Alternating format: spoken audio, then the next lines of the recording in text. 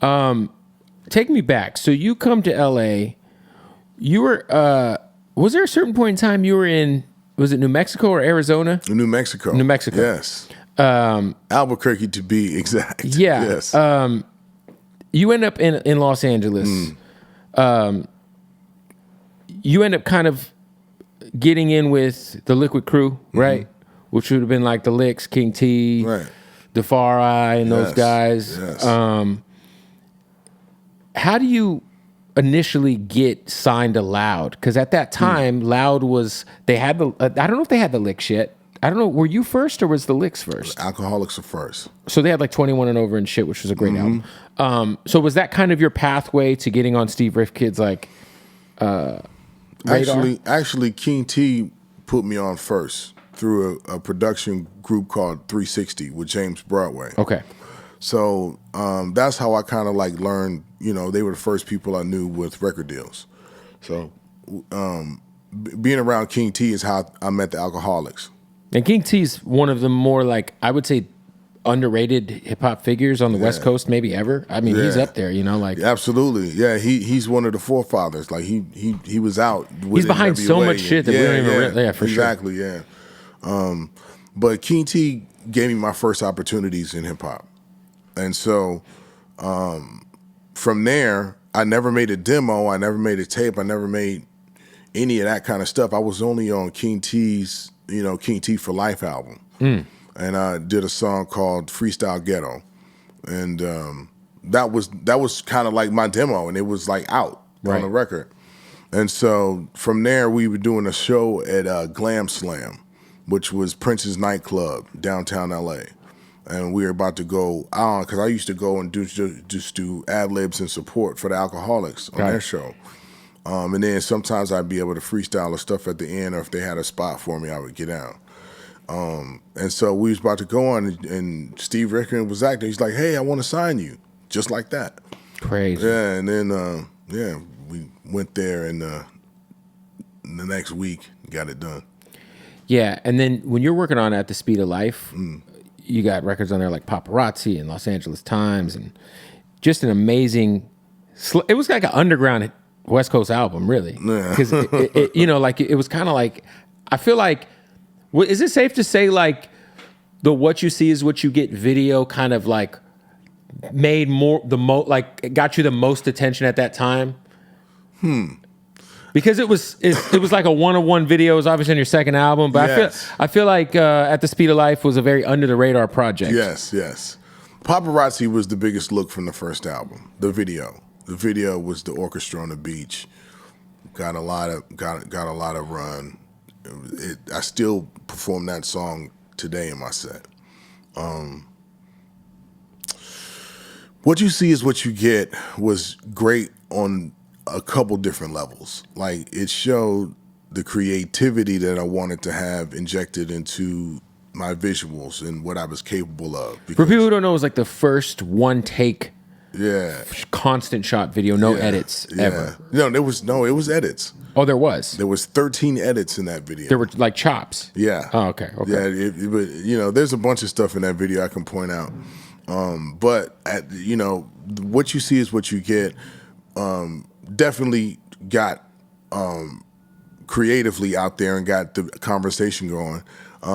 But you know, it also allowed me to be put on like, you know, an award show. You know what I'm saying? Or like, it was a real big moment. And yes, I was really excited to go forward from that.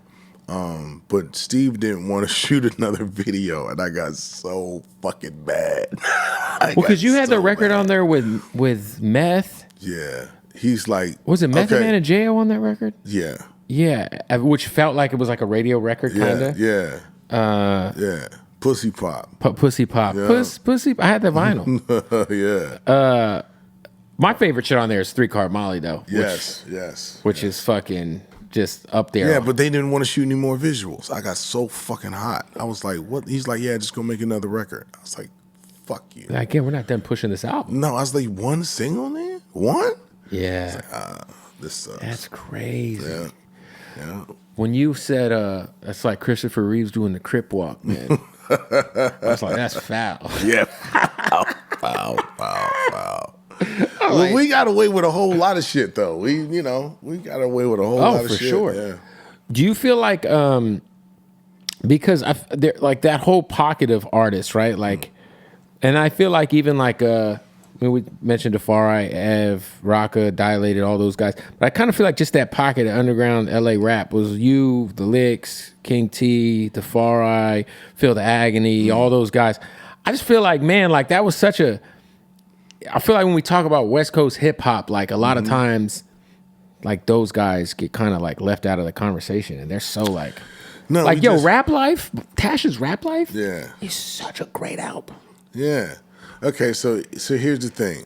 People have to identify things by name, right? Mm-hmm. So if you look at, the G-Funk era, yeah, the Death Row era. People know G-Funk era. Yeah. You like, ding, ding, ding, ding, all these names, you know what I'm saying? Yeah, exactly. It's people want to name something. Right.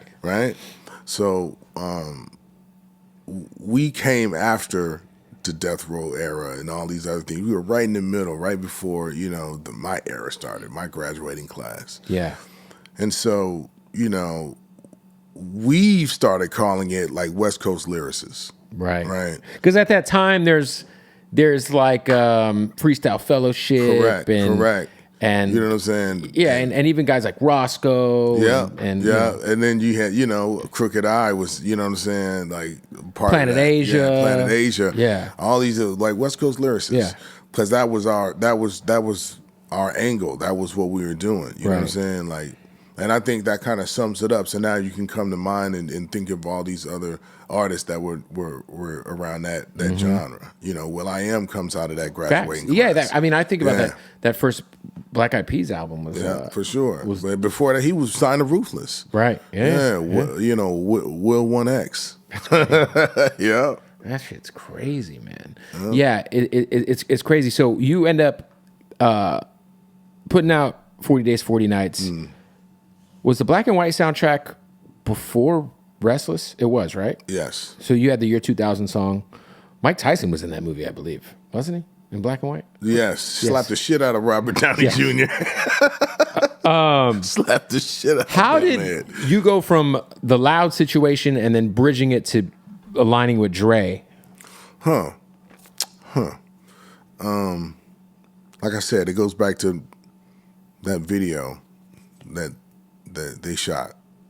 One video for that album and then told me to go make another album. I was like, we haven't even got into the meat and potatoes of this album. I was super mad. Right. I was super mad.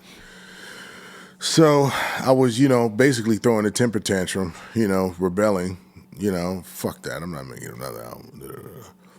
So I got a call, Snoop Dogg, hey, I want you to work on this record. Dr. Dre gonna do the beat. Bitch Please? Went to the studio. No Limit Top Dog. No Limit Top Dog. Bitch Please came out. That shit out of here. Shot a video to it. Even more out of here. Oh shit. He's heating up. No. Then got the call again. Oh, Doc like working with you. Come through. We want to see what you can do. 2001? Yeah, 2001. Yeah. He's heating up.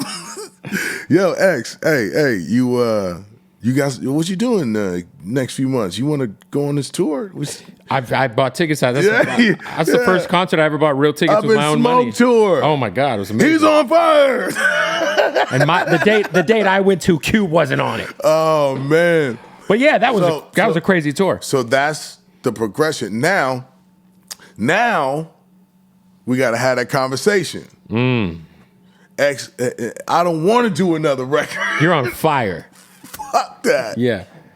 Fuck that. I was definitely feeling myself, but we had to find a common ground, and yeah, man. Yeah, I'm glad it worked out the way it did.